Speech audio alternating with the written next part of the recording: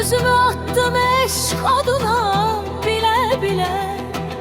Ah çektim, cefa çektim, dert çektim. Sanki yaşadım bu ömrü ele bele. Kim çeker derdime nefesten, gideceğini demedin evvelden.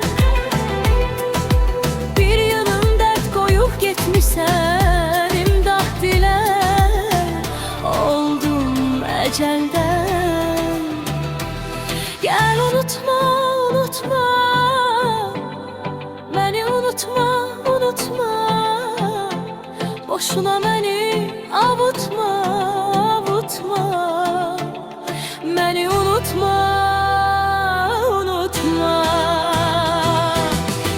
Yalnızların korkusu olmaz yanından. Yara olmuş sol yanından. Bir vefasızın aldanıp şirin diline geçer olup öz balaca dünyasından.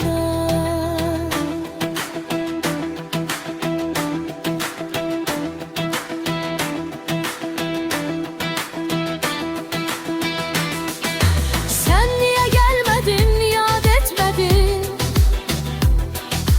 Bir çare kalan köllümü şad etmedin.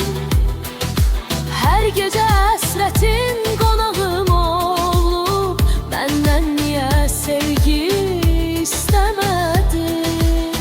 Soyuklaştın ama kimi aniden.